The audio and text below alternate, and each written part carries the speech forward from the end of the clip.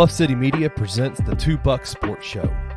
Stepping up to the microphone are your hosts, Drew Gann and Rusty Witten. Now, let's get to the show. USA, USA, USA. What's up, everybody? Welcome back to another edition of the Two Buck Sports Show. We are still fired up because we're recording this on the heels of the greatest comeback in American history. We were down 3-0 to the British in 1776. We were down 3-0 to the Confederates in 1862. And America has not had a better comeback than the 20-point turnaround against the Serbians in the semifinal game today. What's up, Uncle Buck? Welcome to the show. You know, I'm ashamed to admit I went through my closet and my drawers, and the only thing I could find with an American flag on it was this hat. So I guess I have to wear it this way. Got one on the sleeve. He's got one on the hat. There's patriotism running wild. My goodness, what a game from Steph Curry. But we'll get to all that here in a minute. If this is your first time joining us, welcome. We are two goons from North Mississippi who love to talk sports, best friends for over 10 years. And this was an opportunity and an excuse for us to talk about sports and share with a handful of people way back in 2022, and has developed into the monstrosity that you see before you today. So, Uncle Buck, how you doing, buddy? Man, I am good. Like I said, I feel patriotic. And it's funny, we're recording this at 5 o'clock Central Standard Time here on Thursday. And about an hour ago, I was not feeling very patriotic. But then, you know, the king of America, Captain America, LeBron James, just willed us back. And I'm telling you, like, you can hate LeBron James if you want to, but I'm going to tell you something. Like, at 39 years old, he's still the most important player that is wearing that uniform. I am a known LeBron hater. I'm a known LeBron hater, and today I have nothing but props for LeBron James. Just a triple double at 39 years old on the biggest stage. Steph Curry goes absolutely nuclear, especially in the second half, to lead that comeback. And KD, LeBron, and Steph played the entire fourth quarter and overtime to secure that win. I saw, like, one of my favorite tweets I saw was a picture of Drake looking kind of nervous from like a music video. And it says that Serbian defender, when KD waved off the screen help at the top of the key, like, he knows he's about to absolutely butcher him. You know, I don't want to be controversial or anything, but if you look at the Serbian lineup, and yes, you take into account that Nikola Jokic is possibly, if not probably, the best player in the NBA. But if you look at that lineup, they're missing. They're all white dudes, and so you can't do that. Okay, you can't lose to that team. And I was in the dumps because it was looking bleak, and then it was just like, you know, they decided enough was enough, and we're going to go win this game now. You know, so, yeah, you're right. But when every last name ends in an ick or an av, like, those guys can hoop. They're going to shoot the lights out. And that's what Serbia was doing in the first half. Like, I mean, like, at halftime, there were so many tweets about, you know, are they going to leave Steve Kerr on the tarmac in Paris? Like they did Lane Kiffin. Like, what are we doing here? We'll get to all that here in a minute. We'll get to all that here in a minute. We're getting ahead of ourselves because we're excited as Patriots. But Uncle Buck, we always start with a certain segment that you like to set up. Yeah. So, we start this show without talking sports more times than not. You know, that's the goal anyways, is as you're talking with your friends, typically you always start with, how you doing? You know, how's your week been? And so that's what we do here on the Two Buck Sports Show. We catch up. We let everybody know kind of what's going on in our lives. We try to make it funny and find ways to jab at each other while we do it too, which makes it fun. But we call this segment our Buck's Best and Beef of the Week. It is brought to you by a future sponsor. If you know anybody. So, or if you are anybody. Yeah. So, Rusty, I set it up. You knock them down. Give me the best thing that happened to you this week. Drew, I've been sitting here kind of racking my brain, like looking for best things. Like, I just got a lot of best. Like, life is just, I'm in a good place right now, like with work, and got some cool opportunities coming up here within the show. in a great relationship with a wonderful woman. And I think like probably the best thing that happened was Friday night, we did an escape room again. And I know we've nerded out about it on here before, but Drew, this one was dinosaur themed. And it was awesome. Like, did you get them, at least get them to sponsor the show if you're going to talk about them all the time? Well, I'm not going to give them the name. The name, it's like it's an escape room in Memphis. ... But it was just the coolest setup. Like at one point, like some things happened, and Maggie and I were just standing there looking at it like, wow. Huh. And then the little thing on the computer comes up and was like, you might want to look around the room because something happened. And we were like, oh yeah. Yeah, we're supposed to get out of here. Supposed to get out of here, not just stand here and gawk. But like it was just really funny. I don't want to give anything away for our Memphis audience, just in case some of y'all are going to do it, because I don't want to ruin the fun. But it was an awesome date night. It was a lot of fun. We got out as soon as we opened the door. The girl was like, dang, that's impressive. Because it was just two of us. And like the record time, they had about 23 minutes left. And we finished it with just over 15 minutes left. So we were only 8 minutes off like the record fastest time, which for two people, that's pretty good. In an escape room like that, where there's a lot of different puzzles and moving parts that you have to figure out like in a row.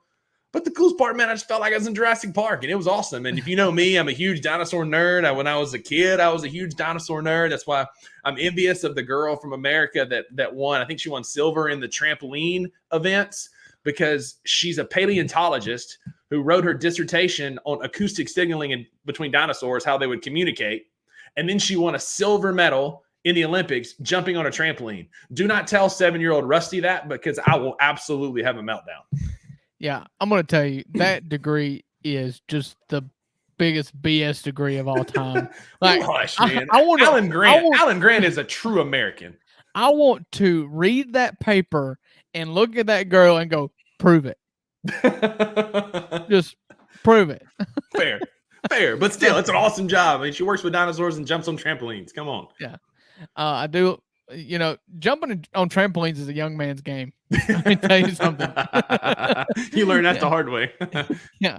So my best of the week is sports-ish related, but it's it made 15-year-old Drew very happy. 13-year-old Drew very happy, and that was one of my favorite Ole Miss Rebels of all time, Patrick Willis, was inducted into the NFL Hall of Fame on Saturday. That was cool. It was, if you're not familiar with Patrick Willis's story, it is truly a hallmark story of like I'm surprised Tyler Perry has not made this into a Medea movie of some sort, because the dude grew up with nothing, in squalor. I went back, if you haven't watched it, it's on YouTube.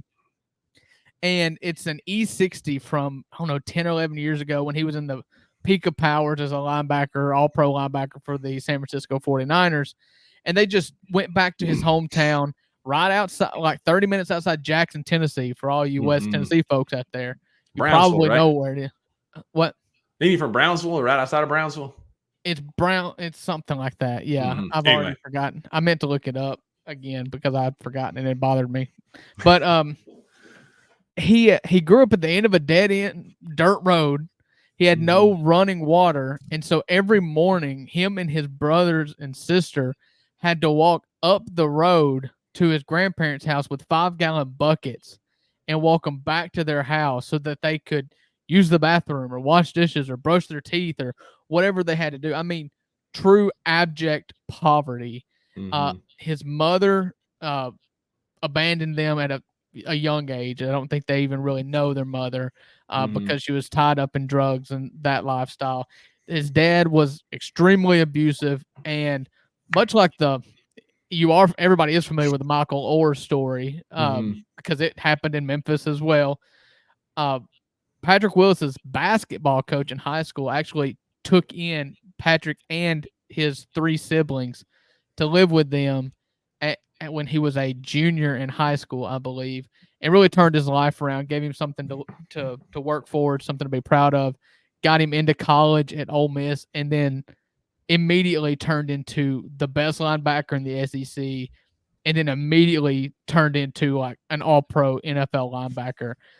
Very rarely do you see someone who's quite literally born to do something the way that Patrick Willis was. And I feel like growing up the way that he grew up, it almost forces a sense of determination that people who grew up like me and you will not ever be able to naturally drive ourselves to. I mean, sheer, pure determination to get out of the situation you're in. I have so much respect for Patrick Willis.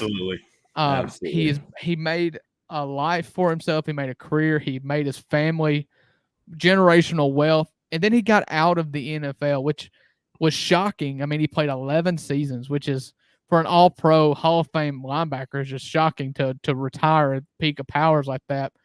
But he is a guy that has so many other interests as well. He got deep into the tech industry. You know, being drafted by the 49ers puts you right there at Silicon Valley. He did a lot of investing. He's just had a full round life, you know, and I believe he's 39 years old now, something like that. To have a football career be enshrined in the Hall of Fame at 39 years old, I mean, it could not have happened to a better person. It just made me happy because he was the bright spot of those Ed Ogeron Ole Miss teams, because it was abject failure all the way around him, but he was amazing. Yeah, and not to overshadow that, but watching Mongo McMichael, the former Bears defensive lineman, get his bust into bed with ALS, and as he's battling that, like, it's just, this year's class is really cool. Devin Hester's in it. Like, there's just a lot of really cool stories and people like you're talking about getting inducted in the Hall of Fame, which is what it's about, right? It's, you know, the playing accomplishments are what get you there, but then hearing those stories like Patrick Willis and seeing what Mongo McMichael has overcome or fighting, and it was cool to watch him this year. And I don't know about you, but it feels like this year was the first year, like, I looked at the Hall of Fame class and was like, yeah, I watched them their whole career. Dwight Freeney. I mean, like, I remember all these guys. I mean, this class was Devin Hester, like you said, Dwight Freeney, Calvin Johnson, Patrick Willis. You know, then you had, you know, Steve McMichael and Julius Peppers. Yeah. I mean, these were guys that I feel like I watched their whole careers, and I've felt that a couple times. You know, I felt that with like Peyton Manning, but he was an obvious surefire first ballot Hall of Famer.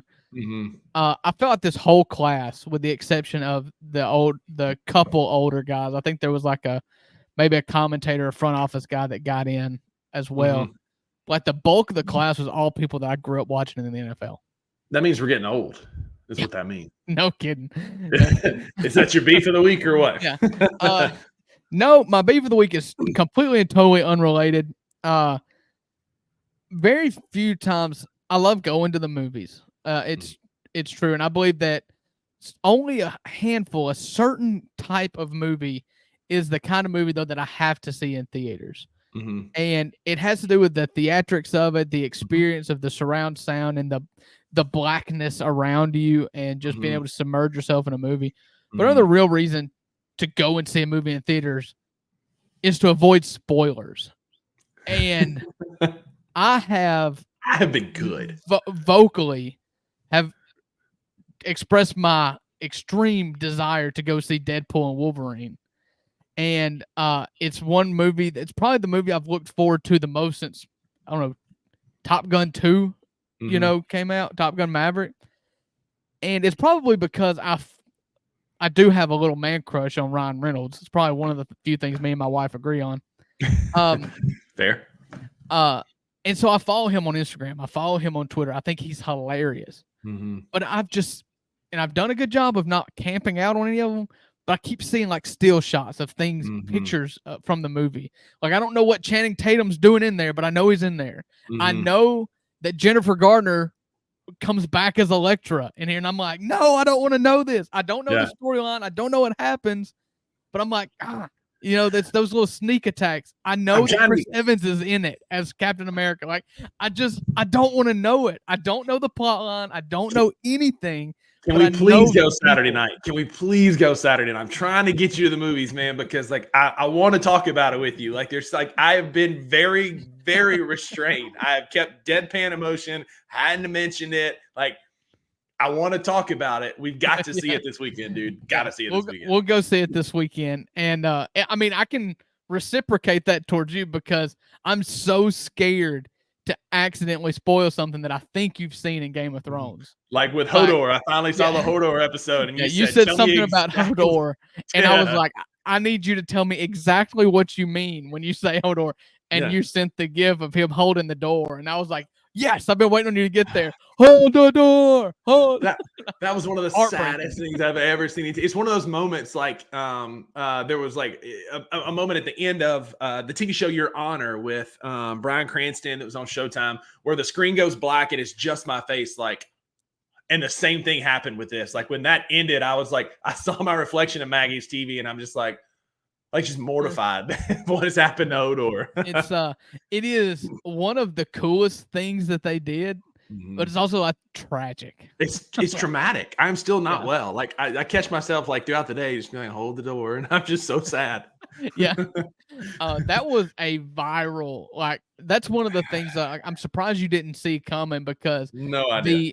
The viral nature of that, it shook everybody in real time. And it was real popular on Twitter with different things. Well, speaking of, Big Brother's always listening because we talk about Game of Thrones. I talk about it on the Daily Grind. Maggie and I watch it. So like on Twitter and Instagram, like I keep getting like suggestions of these House of Dragons or Game of Thrones accounts.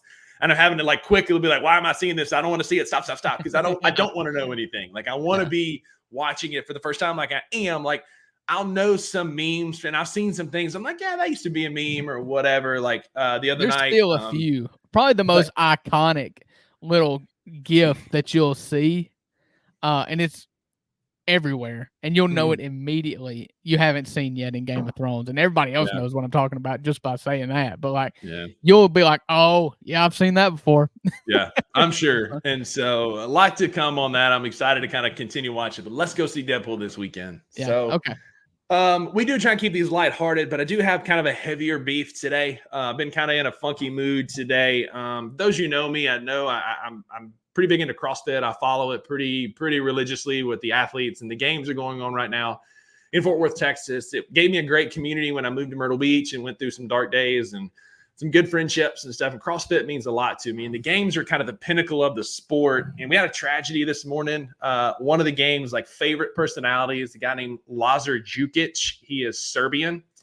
Him and his brother Luka were competing in Fort Worth today, and they had a open lake swim, and Lazar was one of the odds-on favorites to win and was coming in near the top finishers of the male competitors, and unfortunately drowned within 30 meters of the finish line in front of two lifeguards, one on a paddleboard and one on a kayak. And so I'm not casting blame on them because I know they feel awful, but my beef is with CrossFit because like I've done competitive CrossFit competitions for years, and on the local level, they're well-staffed with EMS and plenty of people there to support the athletes, but the games consistently miss on that. Just last year, somebody had a massive ankle fracture because they left the ropes too long. And when they came down, instead of coming down on flat ground where the rope should only be barely touching the ground, there was a length of it that they landed on and had a massive ankle fracture. They should have cut the ropes. This year, they literally, where the race is finishing, they've had a run and then a swim. They're literally finishing a swim where people are going to be tired and cramping up. And they have a lifeguard on a paddle boat and a paddle board and a lifeguard in a kayak. Nobody on jet skis. A fan sees what's happening and jumps in the water to go try and help, and security intercepts them and doesn't let them go help. CrossFit truly dropped the ball here, and unfortunately, it cost someone their life. That is unacceptable. And I've been furious about it all day. I've been reading about it on Twitter. I recognize this is a niche rant. Probably doesn't mean a lot to anybody, but it means a lot to me. I'm wearing my Mayhem shirt today in honor of Lazar Jukic. Again, all the documentaries and every interview, just a stand-up, sweet guy. I don't know if this will get to the right people, but CrossFit, if you come across this, like, fix it. Like, this is ridiculous. This should have never happened. It's one of the most avoidable things I've literally ever seen in competition, and it casts a massive black cloud over what's a great event, because CrossFit's community is what makes it. And unfortunately, the community is suffering today because of poor planning by CrossFit HQ. Rant over. Thinking about the Jukic family and his partner Anja. Sweet people, great follow on Instagram. They're just a sweet couple, and he seems like a great guy. They just hated that it happened like that today. Yeah, it's sad. And as you can tell, I'm not a CrossFit guy. But I can sympathize with you on that, because it did seem senseless from somebody who doesn't partake in that, like you would think, because if CrossFit's known for anything, it is known for its community, and for non-CrossFitters, it's kind of the butt of the joke. Sure. But the community is part where of the it's joke because it's real, because it Mhm. is an actual community of people that love something together so fiercely, that for outsiders, it's, Yeah. that when there's a group of people who love something as much as CrossFitters love CrossFit, that's where the cult jokes make themselves. But it's true. is when you're in it, it's truly like camaraderie, and it is important. And there's nothing like suffering along with people. Like if you suffer alongside somebody through something difficult, whether that's a hard workout or a hard test or a hard, grad school or whatever, like you bond with those people. And I know that sounds silly, but CrossFit workouts suck, man. And the whole thing is embrace the suck. It's awful. And you do that with people. And the video was very unsettling because literally they're showing people in the foreground crossing the finish line, and you see him bob and go under and never come up. And you watch it. I watched it happen live on Twitter this morning as I was watching the video of the finish line, and I've just been unsettled about it all day, and it just bothered me. So this is my only platform to truly rant about it, and I wanted to get that out there. Again, I doubt it'll ever get to the right people, and I appreciate you, Drew, and our audience for humoring me, but just thinking about the Jukic family as they're going through a senseless loss. Yeah, it sucks, and it seems so avoidable. You look at it, and you're like you said, he couldn't have been like I could have made it to him to help. He's 30 meters away. Yeah, and I'm not an athletic person, in great shape, but it just felt like he was right there. Like, how can nobody see that? How can nobody go out there and do it? And maybe do the swimming first, because you're not really, that's not a risk if you do that on the front end, This was the opening workout, first workout of the games. It was the closing of the first workout. They'd had the opening ceremony. It's a big party last night. Like, it's just a fun time. It's the first year it's in Fort Worth. It's been Madison, Wisconsin for the last forever. Since I moved from California, and again, it's just tough for sure. Everybody knows that Madison, Wisconsin is the beacon for human performance. That's it. That's why they moved to Fort Worth. That does suck. And there's no really good way to segue out of it. And so we're going to hit our break here. We're going to let you guys hear about all the other good shows that are on this great network here. And when we get out the other side, we're going to talk sports. We're going to talk the Olympics. There's lots to talk about. American Olympics. So there's a lot to talk about.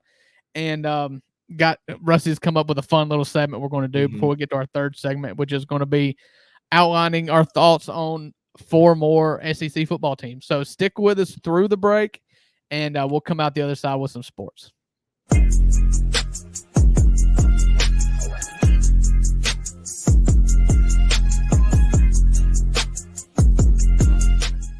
I've seen some videos. I know they had it at AAC Media Day. Seth played Commissioner Pernetti. You didn't jump on the sticks there? Yeah, I have not partaked in it. I've warned our players, hey, once it gets to midnight, shut the damn thing off and get some sleep. I will tell you, it is difficult to shut that thing off. It's a great game. I don't know if you've seen your ratings or anything, kept up with it. They've got every uniform possible. We're the highest rated G5, so they think very highly. It's one of my favorite games, so I had to get a new system for it. I've created a dynasty, but defense is impossible. It is, Coach, I couldn't stop the FCS Pandas. Oh, we got to teach you some defensive skills. I know, I do. I will not be applying for any defensive analyst roles, and I do not envy Jordan Hankins whatsoever. So you won't be in the stands yelling, play defense anymore. You're like, hey, I get it. I get it. Yeah, I get it now. There's going to be, right, everybody else tells me how to coach a game and how to play it. Now it's twofold. Right now, everybody's, you should have run the, what about the smash pattern on 3rd and 6, Coach? What do you think? I'm like, oh boy, now everybody's going to have answers, and I can't wait. Yeah, you got to send over your college football 25 resume before you can give any sort of advice to Coach on what they need to be doing. Tune in to Tigers Untapped with TJ Willis and Trey Lasley every Wednesday at 3 p.m. on the Bluff City Media YouTube channel. What does Team USA basketball look like for you in 2028? At guards, you loaded. You got Ja Morant going to be on that team. You got Anthony Edwards going to be on the team. Jackson Tatum and Jaylen Brown revenge tour. If they decide. The point guard from New York is going to be there. It's more so who you going to have as I guess that's why a different book would have to be there. Anthony Edwards, you'll need someone who's previously played on the Olympic team to provide that veteran, because there's a different game. Not too different. It's still basketball at the end of the day, but it is a form of basketball that most of them players hadn't played in the actual Olympics yet. What USA needs to do, they need to get most of these players, and hopefully they can agree to it. That's probably what they're struggling now. Is to play on the FIBA teams. Because the thing the other countries had the advantage on, the continuity, they all have the chemistry once they get to the Olympics, and USA always, it's a whole different team outside Anthony Edwards and they do need to get them to say, look, y'all, let's run this twice. Yeah. Like that. Yeah. Mm-hmm. Tune in to the Anthony Sane Show Wednesdays and Fridays at 12 p.m. weekly on the Bluff City Media YouTube channel.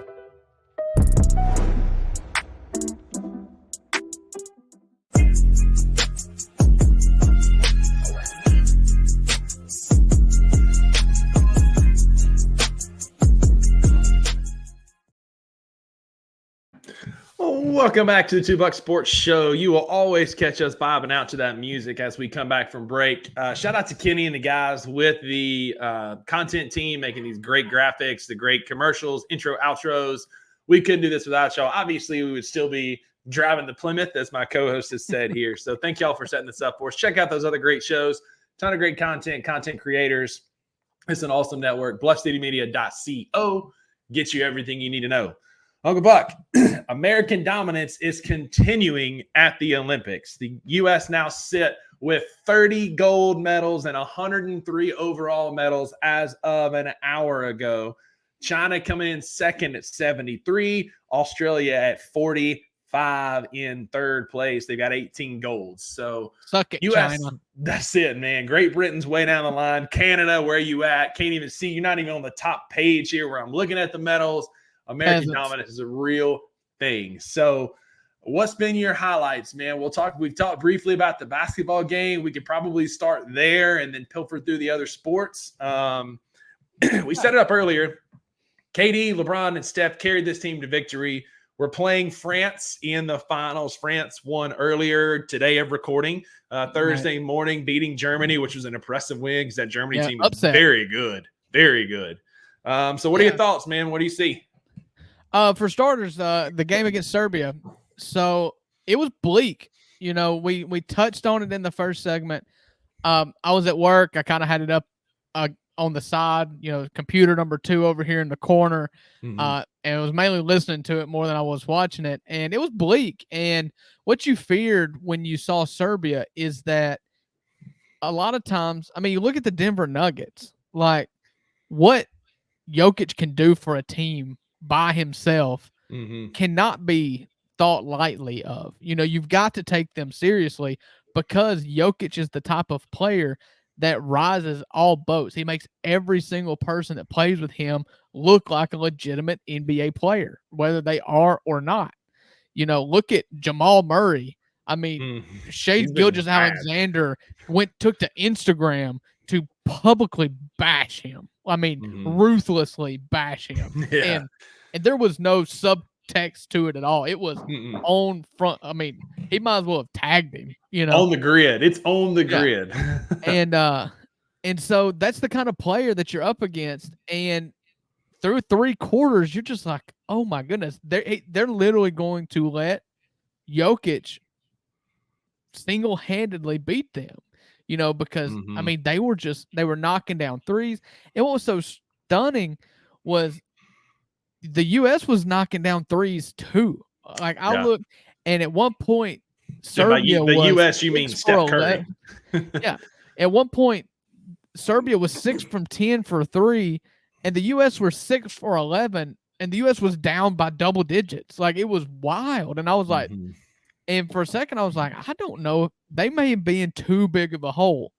But what ended up happening is it felt like to me that LeBron, they got their 3 best players on the court, and they just played just basketball based on their own intuition. They quit running stuff. They quit putting themselves in a box, and they just went out there and played basketball. Smart.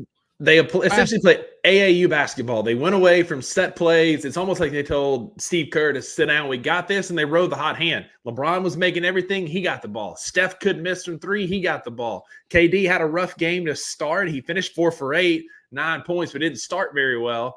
But in the fourth quarter, same thing. He was heating up, and he got the ball at the top of the key to get the dagger in to put us up by 4 and what would ultimately be the final margin. that you're right. They quit playing structured basketball and went back to just hooping like you would in the backyard, and it paid off.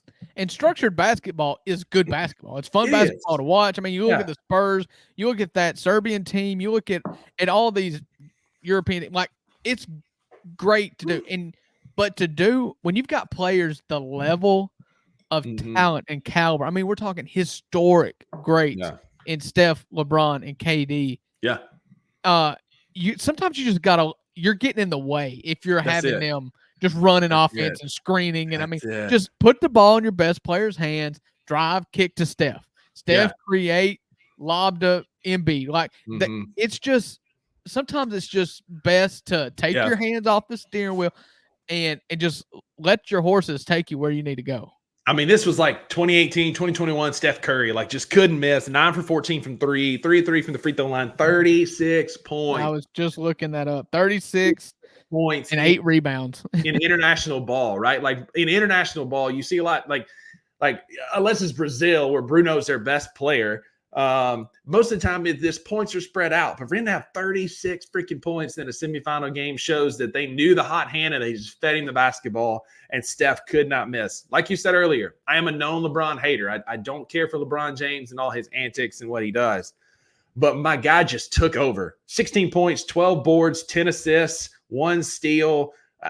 6 for 9 from the field, 2 from 4 from 3. Like LeBron looked the part of King James, and we needed him down the stretch, man. And it was just cool to see 3 of the Olympic old heads. Like this is Bron and KD and Steph's third Olympics?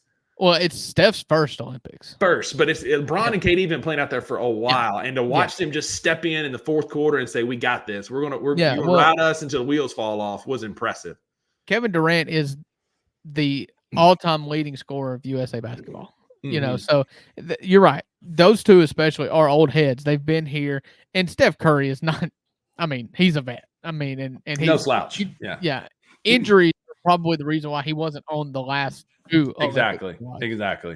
And so, you love to see the comeback. It was neat to watch it happen because it just felt like such a run. Like it was back to back to back, and what'll be played over and over is that Steph 3, the next possession is LeBron driving for a layup. The next possession is Durant waving off and hitting that fadeaway long 2 to basically put the game on ice.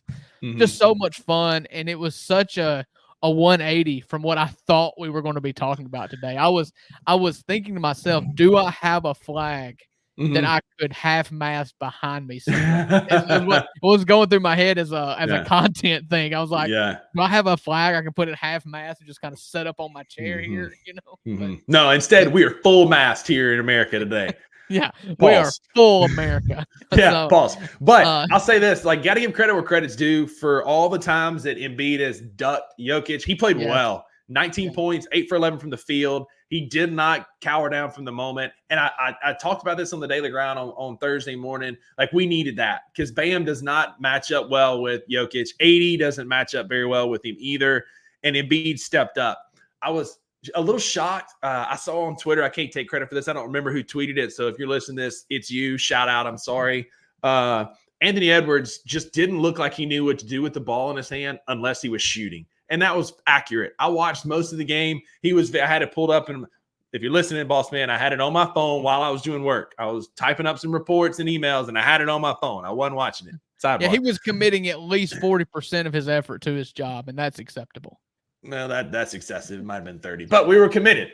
And watching Ant, though, like, he just looked like a deer in the headlights, and it just kind of, the moment looked too big for him, which we saw a la 2022 when Ja came and went in his crib and snatched his chain. But anyway, I'll give credit where credit's due. Watching Embiid step up and play today, it was big, and I won't call him ducking Jokic anymore.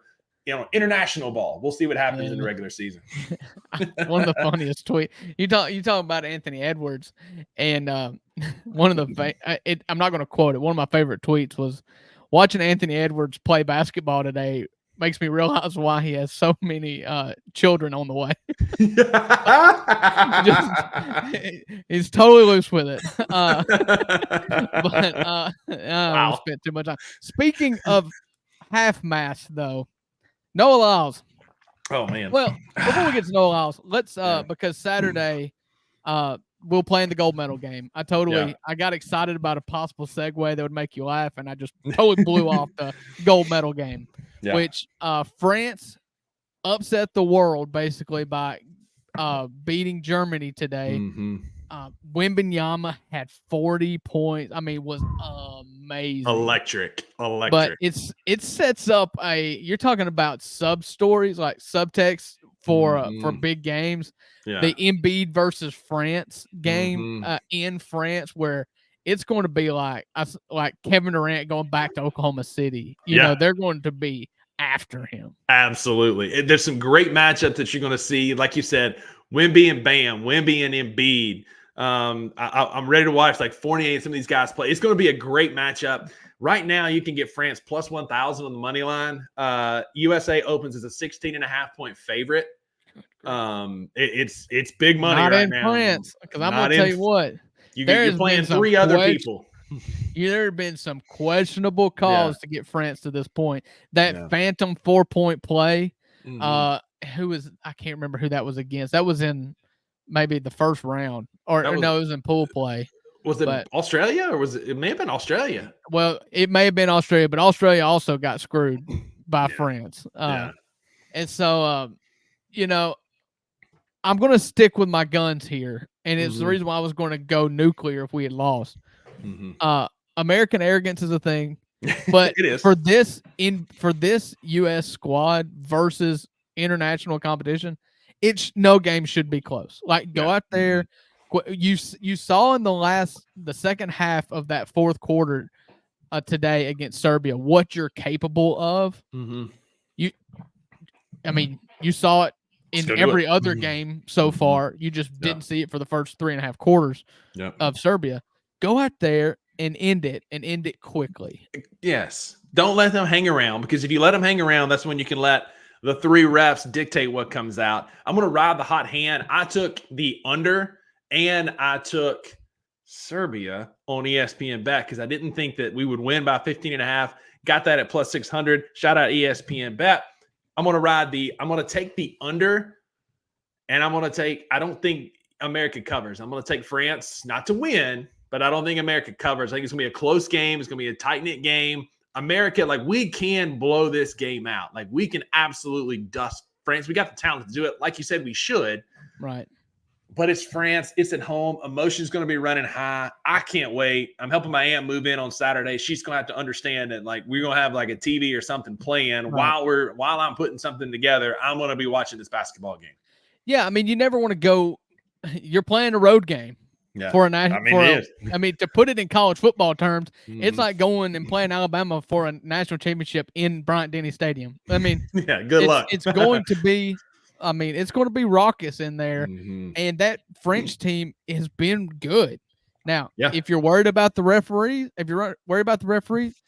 then make it a 20-point game early. I don't care how bad I don't care how bad the referees are. They can't overcome a 20-point lead. No. So go out there, sweep the leg, take them out, make it not even close, bury them early. Be like Kobe Bryant when they were playing Spain in the opening round, and he told his team when on that first play, I want somebody to come around Powell because I'm gonna put my head in his chest. And just set the tone, and then it beat the brakes off of Spain. And so, I don't know if we need to be that aggressive, but we need a moment early where Steph hits a couple threes, get a big dunk maybe from AE, and just take the crowd out of it, because that's what it's going to take to win this game. And it works out. That scenario works out perfectly as long as Rudy Gobert starts the game, because Anthony Edwards, that could be teammates, just like Kobe and Powell. Anthony Edwards just go and put it on truck his head. Stick Rudy Gobert on his head. Just bulldoze Rudy Gobert, and America will be happy. It's probably the most unifying experience that could happen in this gold medal game, because I think the French would like to see Rudy Gobert get trucked as well. Yeah. Nobody likes Rudy Gobert. That's something that unifies all cultures, nations, and everything. Is that disdain for Rudy Gobert? He's patient zero from COVID. There's your segue. For real. Patient zero from COVID, tapping the mic, saying it's not real. First player to get COVID. We have the bubble, and the Lakers get a bubble championship. The NBA season ends because of Rudy Gobert. Yeah, there's just no redeemable qualities about Rudy Gobert. It's the funniest thing, and I told you guys to shout me out on Wednesday on the Daily Grind. You did, so I appreciate that. But it gave me life knowing that Rudy Gobert playing for his team, his French national team in the Olympics, which is hosted in Paris, France, for him to get benched and then fake an injury. Yeah. To cover up the fact that he's just not good enough. And his own coach was like, nah, he didn't get surgery. He's just his matchups, which is what we all see every year. The defensive, 4-time defensive player of the year routinely cannot stay on the court because the matchup, he doesn't fit the matchup. It's the most asinine thing I've ever heard. He wins it because he has a 14-foot wingspan. It's the only reason he's winning DPOY. And I agree. That's coach speech, right? That's coach speak for saying, homie sucks, and I'm not going to put him out there against better teams. Imagine if that was, just put it in Grizzlies terms, because most everybody that listens to this show are Grizzlies fans. What if, say, Zaire Williams? That's not a good. Derrick Rose had surgery last year, but Derrick Rose, gets hurt, and he's like, sorry, I broke my finger. And Taylor Jenkins was like, nah, he didn't. He didn't break his finger. He's fine. He's on the bench. As Allen Iverson once said, my butt hurts. But, you're not, he didn't need surgery. He's just sitting there. And he's sitting there because he's a detriment to the team, which is what Rudy Gobert has been on every single team that he's ever played. That's it, man. And Jaren Jackson Jr. sees red when he plays him. Like, everybody just loves punking on Gobert. And so I'm here for it. I need AE to just absolutely yabo on his head tomorrow and just end the Olympics on a high note. But we've had a couple segues you're trying to get there. We're going to move through the rest of the Olympics fairly quick. I'll go real quick because I know you want to talk about Noah Lyles. I'm fired up about USA weightlifting. I hyped it up. I told you I've been excited about it. Quick. Go ahead. Hampton Morris, 1 kilo under his world record, gets a bronze medal for the U.S. First male to medal in the Olympics in weightlifting since 1984. 40 years. That's even before I was born. 40 years ago was the last time we got a weightlifting medal. So shout out to Hampton Morris. He's done some training in and around Memphis. Our girl in the lighter weights didn't fare as well. We didn't fare as well today either in the middleweights. But the big boys go tomorrow on Saturday, and I cannot wait. Lashke, this guy, I'm not even going to begin to pretend to try and pronounce his name, from Georgia, not the college, the country, has set to break the world record snatch in total, which is like they're thinking he's going to snatch around 230 kilos, which is well over 500 pounds over his head. It's a lot of cocaine. I can't freaking wait. Speaking of cocaine, Michael Jordan's son was at the Olympics this weekend. Did you see that? Easy, we got Jump Man and we got Bump Man. Anyway, isn't that Scottie Pippen's stepdad? Yeah, Scottie Pippen Jr.'s stepdad, or is that the other Jordan? I think it was him. Like I said, we got Jump Man, we got Bump Man. Talk to me about Noah Lyles. Oh man, it's a hard transition. So to take it back to the beginning, I was unfamiliar with Noah Lyles. We're Americans. We don't really watch track and field. Everybody gets patriotic for the Olympics. I do as well. Guilty as everybody. I become a fan of every sport at Olympics times, but I'm not going to be the guy that stands here and says, I've been watching Noah Lyles for years. Like, nah, that's not me. I became aware of his antics and his showmanship before I was aware of like how talented he was, And so I've said on this show many times, I love a showman. I love a loudmouth as long as you back it up. And if you don't, you take your medicine. Okay. So that takes us to Sunday. Sunday, I sat back and watched track and field basically all day. I was getting really excited for the 100 meters that Noah Lyles was going to be competing in. It was single-handedly the most exciting race I've ever seen in my life. Again, I was unfamiliar with Noah Lyles. He got off to a slow start, and and by the end of it, it was photo finish. I mean, like NASCAR, photo finish, and he pulls it out at the end. If I'd have been more familiar with Noah Lyles, I would have expected that because he does get off to slow starts and he does finish better than anybody in the world, which makes the 100-meter dash not his strong suit. But he was very vocal about going for the double, which I found out was gold in 100 meters and 200 meters. Which has only been done by two different people, American Carl Lewis and Jamaican Usain Bolt. He did it 3 consecutive Olympics. I mean, you may have heard of these guys. They're legends. And so that would immediately put Noah Lyles in a pantheon. Right. Yeah. I mean, you got to call him arguably the 3rd best sprinter of all time. And he was vocal about it. And I love that. I love it when people guarantee wins. I love guaranteed championships. I just love the confidence in yourself. A lot of people hate it. I love it. As long as after the fact, you either back it up or take your medicine. That's the only 2 options. Yeah. So the 200 meters is his bread and butter, apparently. And he finishes with the bronze on Thursday. And through the real quick, not to interrupt, but like in the qualifying runs, like he was coasting and still coming in, clocking in at 20 seconds and coming in second and coming in first and just coasting. And that was kind of the MO in the 100 as well. He never won a 100-meter heat, and he won the one that counts. The gold. Yeah, he won the gold medal. And so he said after the 100 that he was going to be in the lead after the turn in the 200, meaning he was just going to run away with the gold medal. And he kept talking, and I like it. He gets the bronze. And he really fell off at the end, which he normally surges. He got there and they couldn't come through with it. He finishes with a bronze. He finished 2nd place in Americans. Bednarik got the silver. And I don't know how I should feel about the post-game response because my initial reaction was wanted to go because immediately the story comes out, he's got COVID. And it's backed up by the U.S. Track and Field Association, so he does have COVID. I do know because COVID has hit my family last week. It's still going around. My mom had it. My sisters had it recently, and it knocked them for a loop, and it was all physical drain, like just lethargicism. Is that a word? I'm sure. Makes sense. Y'all know what I'm saying. Yeah.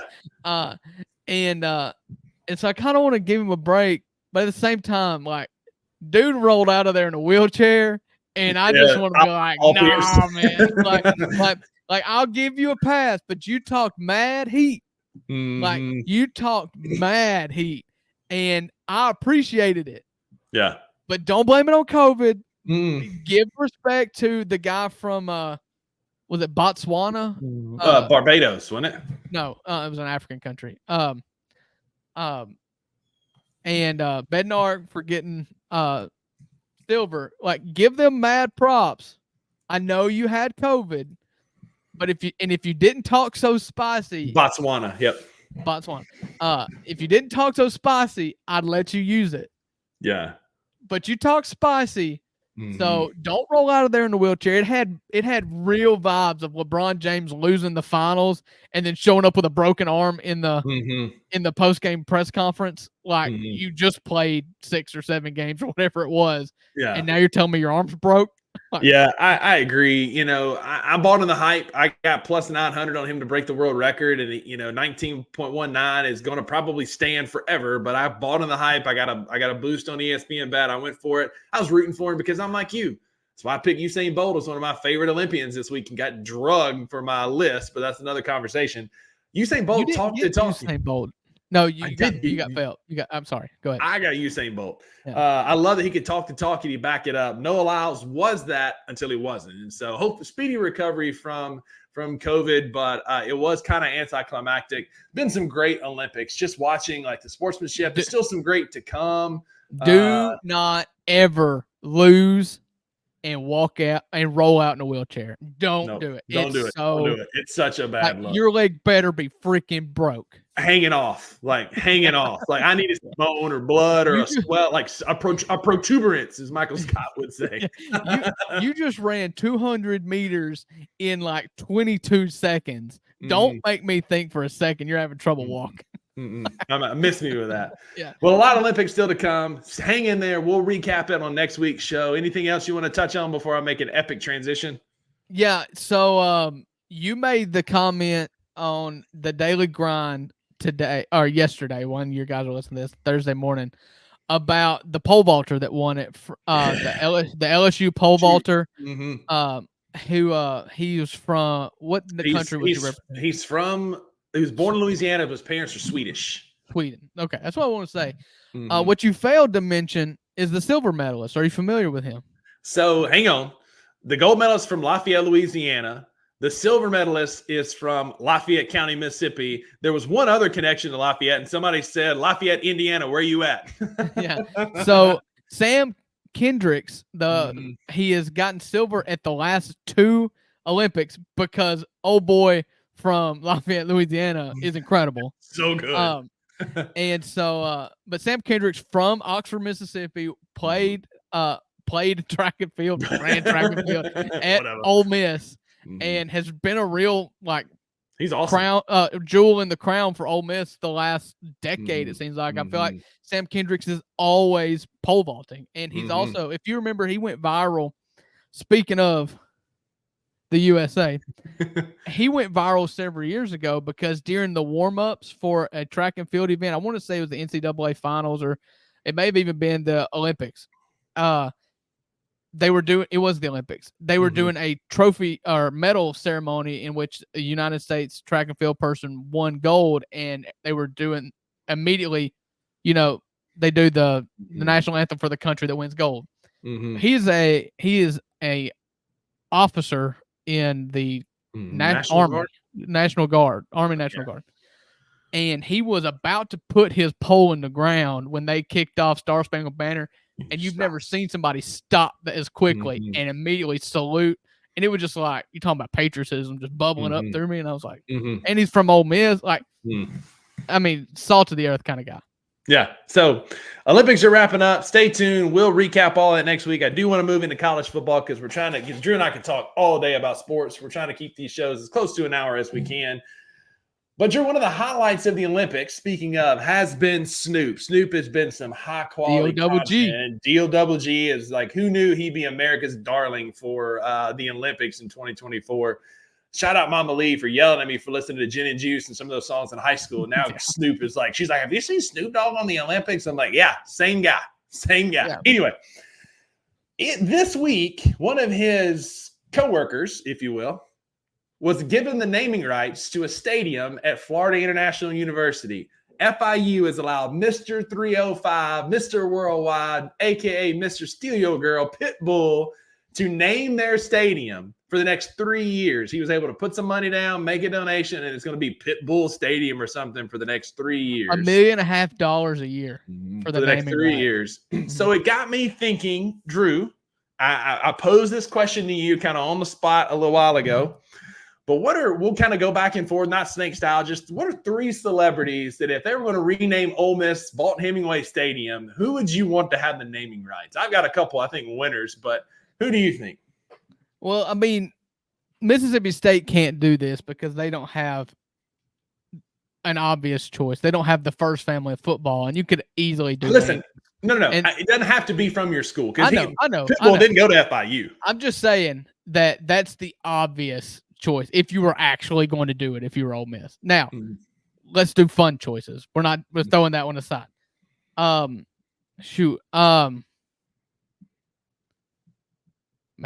I'm struggling because go because I got a I've really so my many first ideas one. in different directions I can go, but My first one, he's got obvious Arkansas ties, but could you imagine John Daly Field with Hooters on the concourse, nobody wearing shoes, flowered shirts, John Daly ripping cigs and Diet Cokes up on the Jumbotron? Like, John Daly Field sounds incredible and a great marketing opportunity for Mississippi State. yeah. That's a good one. That's a good one. And you're right. That would never happen at Mississippi State because No. because he is a He's whole hog. great, You know he is embracing the hog and has for a long time in all the ways. He has continued to embrace the hog. Yeah. And RIP, my first thought was Dale Earnhardt. I was like, if you could, you go everybody do the silent lap, start the third quarter. Everybody just do checkerboard, everything, on third down, somebody revs the engine over the loudspeaker. Like, I mean, that's epic. And then you just do the silent count 3. It's all coming together. Dale Earnhardt night at Vaughn Hemingway Stadium. So that's my first one. The first and the only reason why I wasn't hesitant to do it because he couldn't personally be here to experience it. But Memoriam. That's a good call. My second one, like, this speaks to high school Rusty. Like, I loved like the emo rock kind of stuff when I was in high school. That was like, everybody went through that phase, right? And for me, it was Creed. Like, playing higher, playing like 6 feet from the end. Like, no, get out of here, man. Like, playing like you're making a comeback. You shut your mouth. This is my time to talk about it. This is a perfect marriage. This is a perfect marriage. Creed. It's a Mississippi State with their cowbells with Creed playing behind them. What more do you need? What more do you need? They're making a comeback, man. Give me Creed Stadium for 3 years playing nothing but Creed songs. Let's go. Hey, you're going to get Creed there, but they're only allowed to play Blue Oyster Cult. No, get out of here, man. Give me Creed. You just don't be. How can you hate from outside the club? Can't even get in. I don't want in. That's a club. You got diseases. Get out of here. It's like San Antonio. Choking over here. This was a difficult task to come up with because I feel like I want a perfect answer, Yeah. And when I'm thinking like a party anthem, like that's what Ole Miss is, I'm thinking who better than Snoop Dogg himself would be perfect. I feel like he would fit in because he could shoot a music video and have the prettiest girls in the world in it. Mm-hmm. Yeah. And right there, you can project a lot of things like, oh, Creed may be cool. They wouldn't be. Or the Dale Earnhardt theme night would be cool. But you've seen what Snoop does to that place. Like, I mean, you're talking about, don't take it the wrong way, but like he has been the U.S. Olympic team mascot. He's been perfect. I mean, absolutely. He checks all the boxes. Absolutely. And so for me, my last one, what better hype man? I know he's got Miami ties, but what better sports hype man than The Rock? And also a cool stadium name, The Rock. Playing at The Rock. Like, come on, man. The Rock, Dwayne Johnson. Give me the Rock Field in Starkville, Mississippi. Like, just watching him hype it up, hit the eyebrow, on third down or after a big play. And can you smell what The Rock is cooking in like big situations? Like, it's epic, man. Epic. And I saved this one for last because I believe it's perfect. And again, you've seen it in every day. You've seen it happen in the revitalization that this pair of people can have for a football team or a football club. And that's Ryan Reynolds and Rob McElhaney. Give me the dynamic duo of the Welsh Football League. See how they have resurrected Wrexham.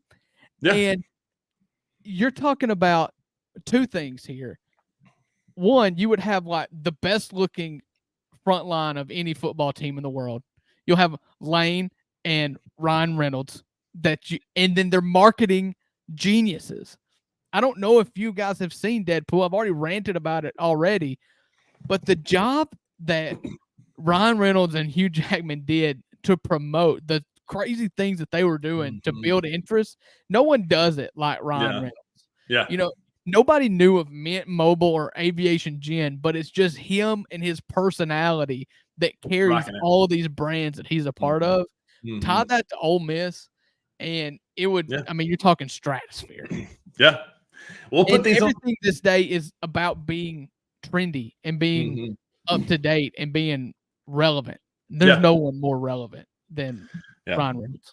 Look for these on social media. Tell us who you think won. We'll put them out there and give us a vote. Put it in the comments. If you're watching the video right now, drop us a comment. Do you think Buckets or Uncle Buck won?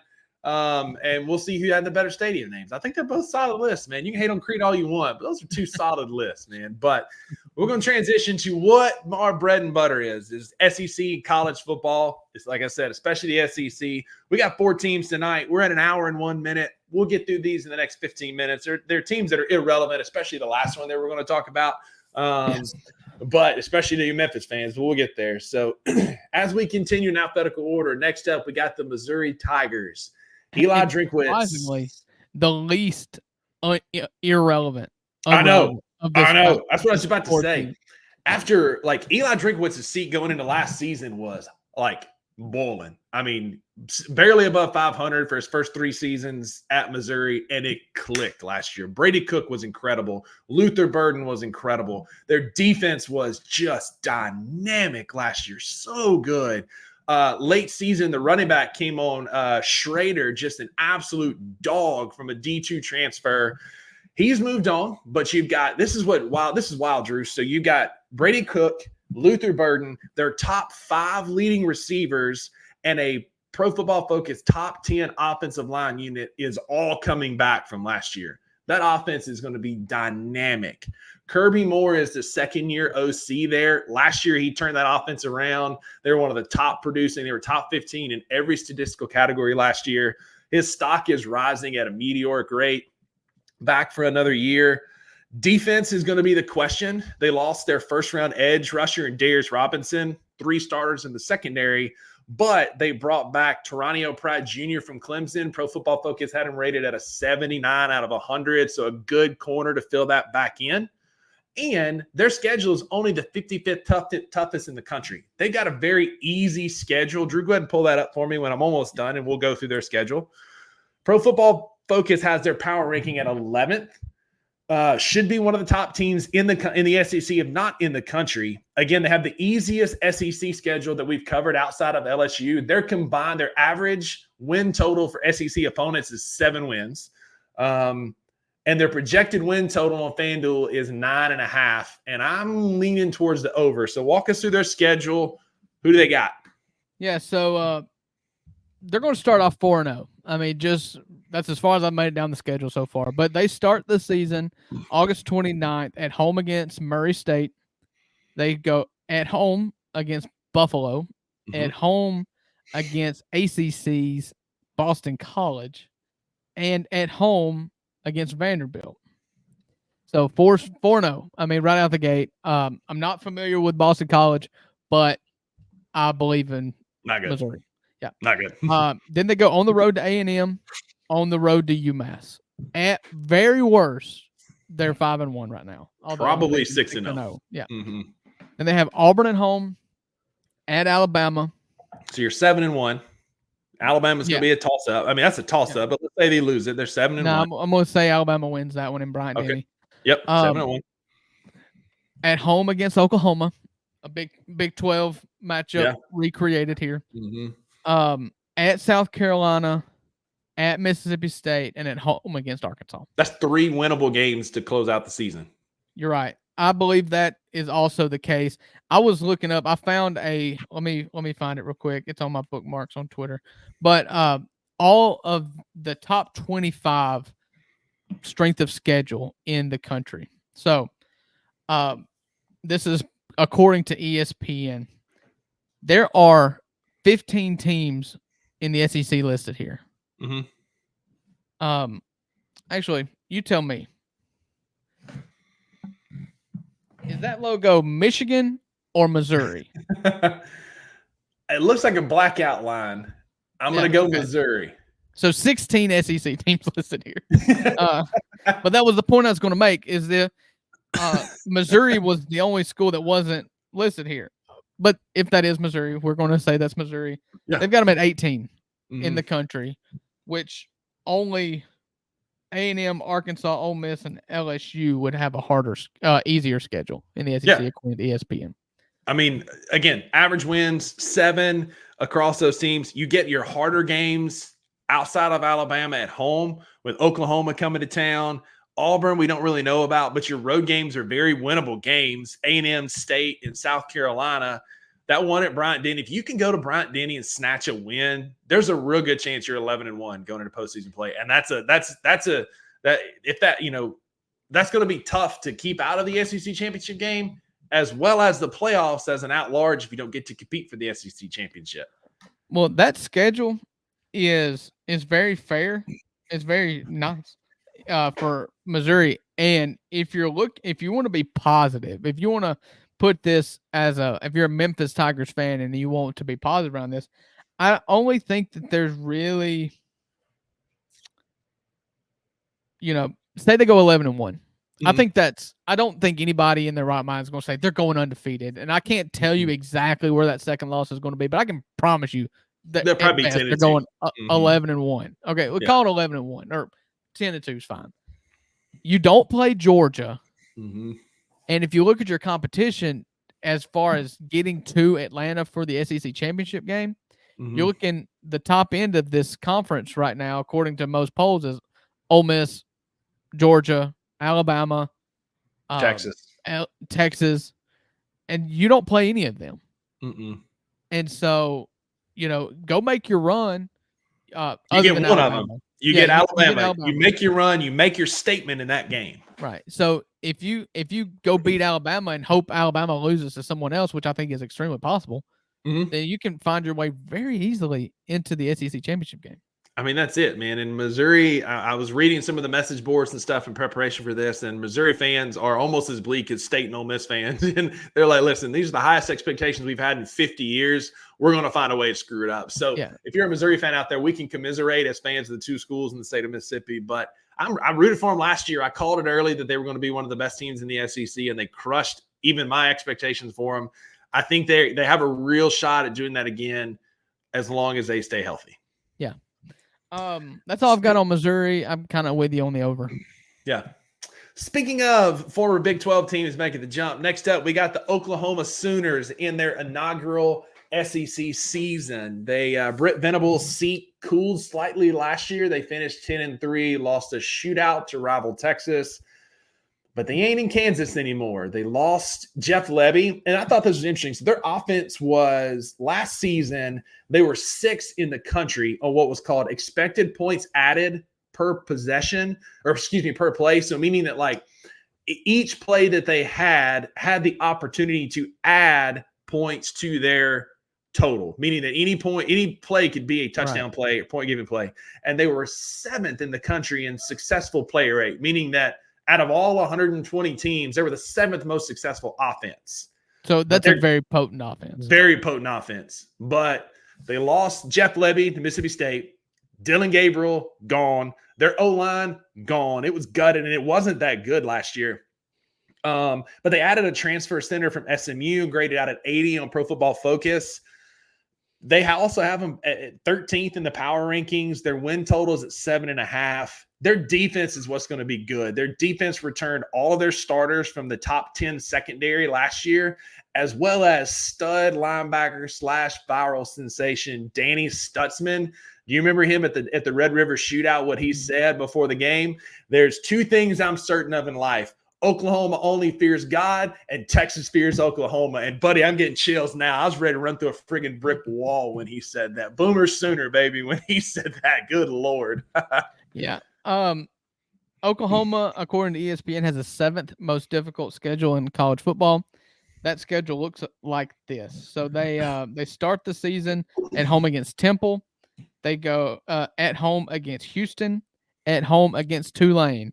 That's so those are some Big 12 games that kind of rolled over. Yeah. Tulane, Willie Fritz left. I mean, I'm not. Oh, thinking yeah, that's much fair. about They're them. probably not gonna be Willie much about Fritz it. left. Their stud quarterback is Mhm. gone. I'm not really a big Yeah. believer in Tulane. Then they play Tennessee at home. At Which is Auburn. huge. Hang on, that don't gloss over that. That's Josh Heupel's return to Norman, so that'll be his first game Oh, in yeah. Norman since he left as the OC. He'll Brings in leave a victorious. hot Tennessee Vols team coming in, so we'll see. September 21st, that game. Circle that. September 28th at the Plains for a game against Auburn. Then the Red River Shootout, October 12th. That's in the Cotton Bowl. Hang on, that October 12th is the day. Like, I'm telling y'all right now, more to come about this later, but October the 12th, if you have plans or anything that day, clear it. That is college football mecca this year. I think that's when Ole Miss and LSU play too. And then Alabama and Georgia play that day. Like, it's a bunch of massive games. So after the Red River Shootout, they go. South Carolina goes to Norman, Oklahoma, and then they go to Ole Miss, and then Maine. Rusty, Shout your out, boys Black up in Bears. Maine. Yeah. They go to Missouri, home against Alabama, and at LSU. That's a brutal schedule. The last three games at Missouri, at home against Alabama, and at LSU is that's rough. a brutal schedule, man. Like 7.5, 7 wins feels about right. 8 might be successful because like you're gonna win your 3-9, your 4 non-conference, right? You're gonna beat Maine, that's 4 wins. Auburn, you probably beat, that's 5. South Carolina, that's 6 wins. Like you're gonna need to win some toss-ups in there with whether that's LSU, Ole Miss, Missouri, you beat Texas. That's a brutal path to 8-9 wins. 7 feels right to me. If I'm putting money down, I think I'm taking the under on the win total. So this is how I typically look at over-under. I look at all the games that I believe that they will win, all the games that I believe they will lose, and how many toss-ups there are. So I believe there's 5 games that they will win. I believe they will win against Temple, Houston, Tulane, South Carolina, and Maine. That's 5 games that I think are for sure. Mm-hmm. I think they will lose against LSU. I believe they will lose Alabama. They will lose to Texas and Tennessee. Mm-hmm. So that's 5 games that I think that they're going to lose. So that leaves you 2 toss-ups. Mm-hmm. And so it's really hard for me to think that they're going to go over the 7.5. And both of those toss-ups are on the road. That's brutal. So I'm taking the under on Oklahoma. Next up. Yeah, quickly. This one, South Carolina. Shane Beamer's tenure has crashed. It started hot, but has came back down to earth. They have crashed. I reached out to a couple buddies what they're looking forward to this year for South Carolina football. It's not much. Looking forward to. They got a new quarterback who can move pretty well. Sellers is his last name. Their offensive line was terrible last year. They finished with the highest pressure rating of any group in the Power 5. 33.5% of pass plays resulted in pressure on Spencer Rattler. Finished 112th in explosive plays. Only 12% of their plays went for big yards and 92nd in successful play rates.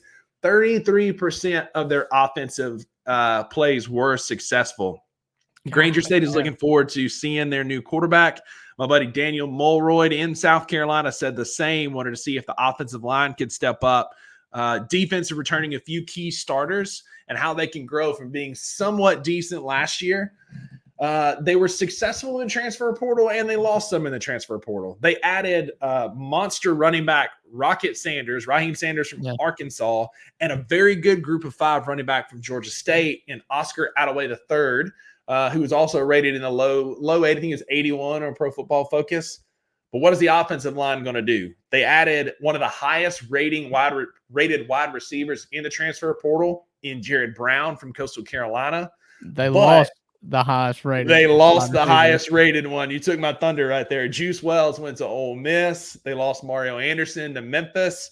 And Stone Blanton, their anchor at middle linebacker, transferred back home to play for Mississippi State as he's from MRA right outside of Jackson. They allowed 5.5 yards per play last year, and they gave up almost 1 earned point per play last season on defense. That's 77th in Power 5. That's awful. Awful for those of you who don't know what that means. It means that they're not good on defense. So a lot of room to improve. and their schedule's not that great. Over under is 6.5 wins or 5.5 wins on South Carolina.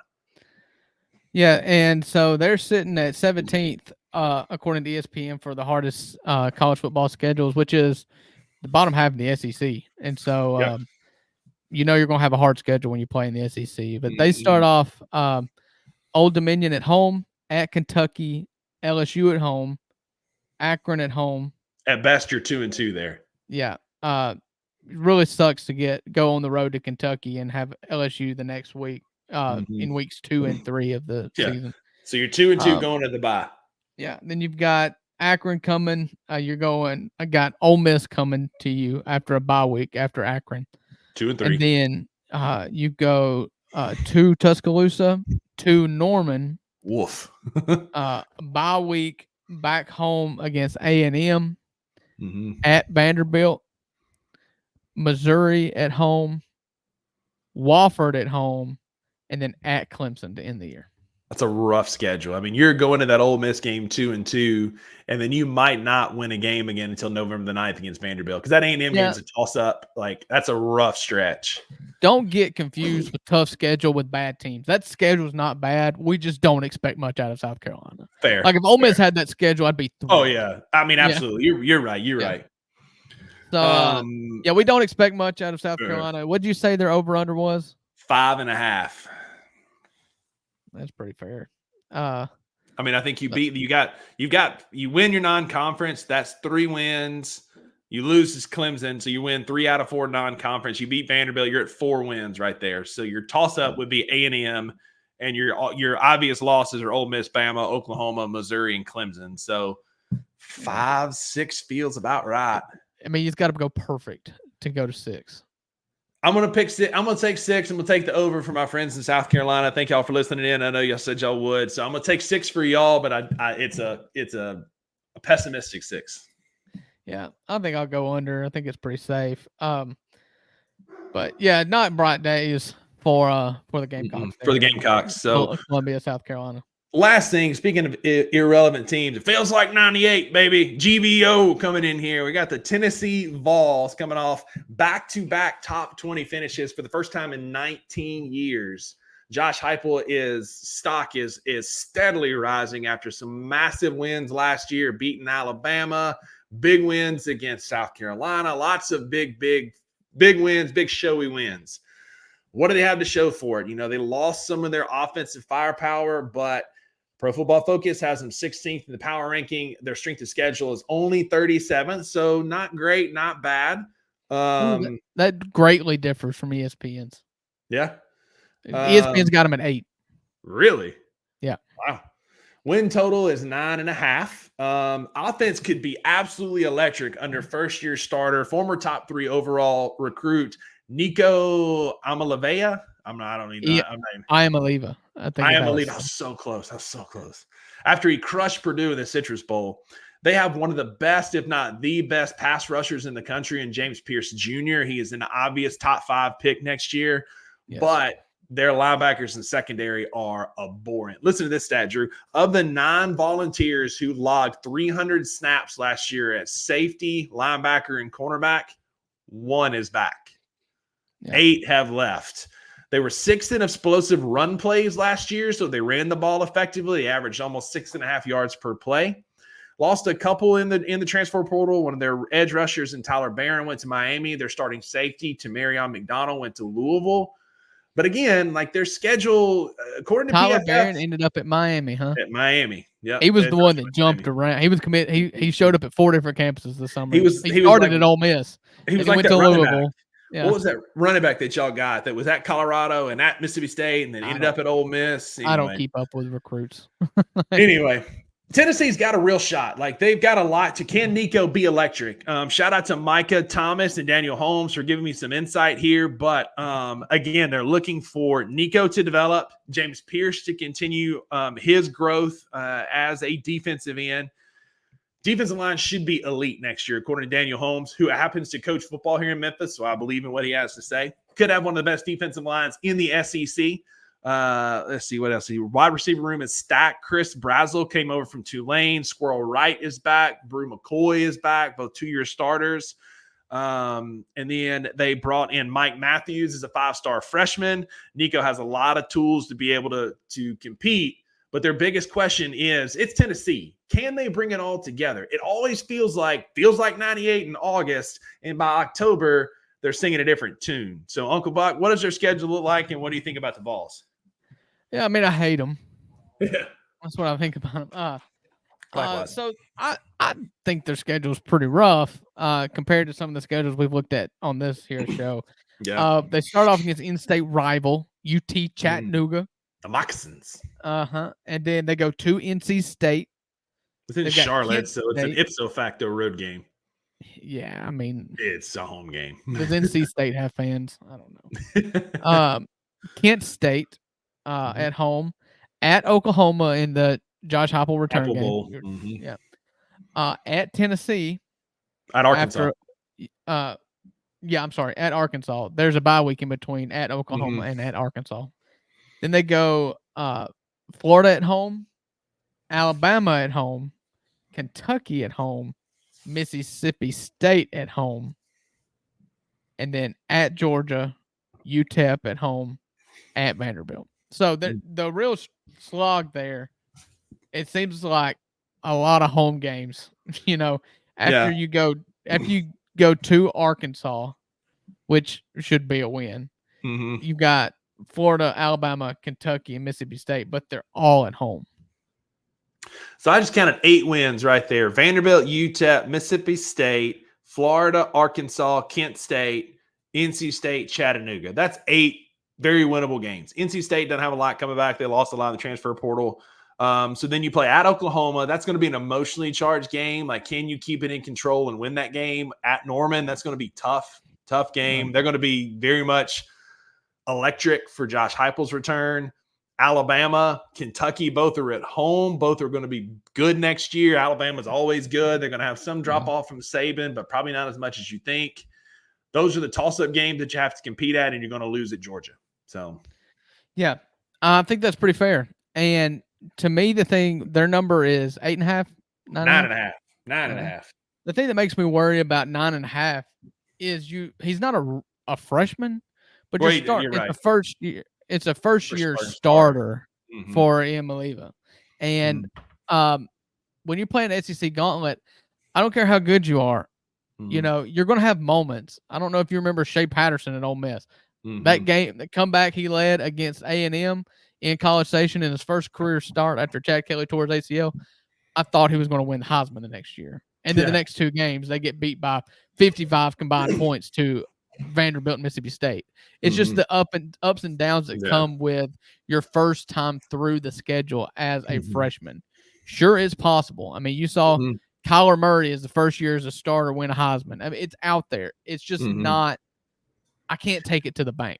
You know what I'm saying? And people think Nico could be that next one because he's that talented. The arm talent's there. We saw a glimpse of it against Purdue in the Citrus Bowl, but it's Purdue in the Citrus Bowl. But he absolutely lit them up. If you look at our graphic here on the screen, that is a real picture of Nico's helmet that he will be wearing for Tennessee. That's it. With all that $8 million man. That's right, man. That's right. So 9.5 feels ambitious. I'm going to go under. I think they can get to 9 wins. 10 feels ambitious. If you count the bowl game, they might get to 10. I'm going to go safe and go under because it just feels like the right thing to do with the first-year starter. And it's Tennessee, right? They always find a way to kind of screw it up down the stretch. I don't want to root for them to have success. So I think they get 4 wins. That's our SEC talk for this week. Uncle Buck, I enjoyed it, buddy. Thanks for being here. We kept it under an hour and a half, so y'all are welcome. If you're still here, thank you. It's probably just like Haley and Maggie and then like Wayno because that's just who listens. So shout out Wayno if you're still here listening about college football in America. We appreciate you, dude. Thank y'all for being here. It's another great show as always. Check us out at bluffcitymedia.co. Hang out with us in the Discord. Join as an insider. Catch both of us on the daily grind throughout the week. We appreciate everybody tuning in and hanging out with us. Uncle Buck, there are no refunds for what you hear on the 2 Buck Sports Show. Because with the 2 Buck Sports Show, you always get what you pay for. Have a good weekend, everybody, and we'll see you again next week.